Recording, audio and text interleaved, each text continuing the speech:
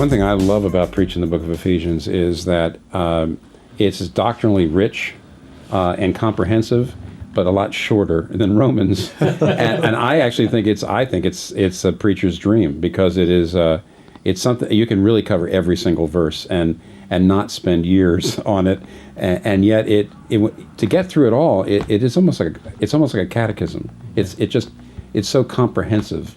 And that's one of the reasons I love it. That's, to me, one of the joys of it. Yeah, the big things at the front end are spoken in a way that endear me to them, because I think Ephesians 1, 6, 12, and 14, all of them say that he predestines, elects, adopts unto the praise of his glory, unto the praise of his glory, unto the praise of his glory.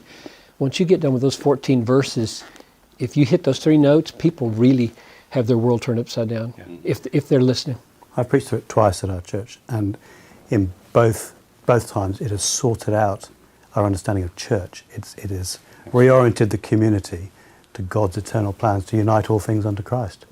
And it took me a long time to realize that Ephesians 6 at the end is not an add-on.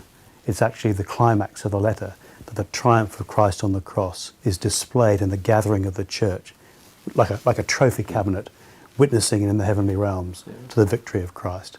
And I think when we understand that spiritual warfare is not something weird, but hanging on to gospel convictions in the church, in the unity of the church, we proclaim the victory of Christ. It's a wonderful thing. Either of you found anything more to the point with regard to, say, ethnic reconciliation than 2:13 following? No. I mean, I think that's just a go-to place. Yeah. There's other places that you can go to sort of supplement, fill it out. But if I had to choose one text, it would have to be there. It'd have to be. And you think if you started with Romans, you think the beginning of chapter 2 is the key issue, but actually it's the second half where the unity of the nations in Christ and the administration of this mystery, that through the cross we're reconciled to God and to one another. That is the great victory of the Christ, and the great demonstration that God's fulfilling his eternal plan to bring all things together under Christ. It's a wonderful, wonderful, I think, central section to Ephesians. What makes it so distinct there is because the reconciliation this way is in the cross. You can't do a social end run around the cross in Ephesians to say Christianity is all about getting people together in peace. It's about getting people together in Christ and therefore in peace. Yeah.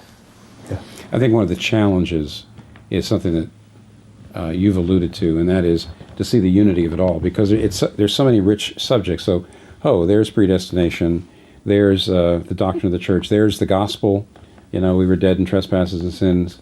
There's something on marriage, there's something on, and you can, and I have, preached it as a series of almost volumes on different subjects, instead of looking at how it all hangs together.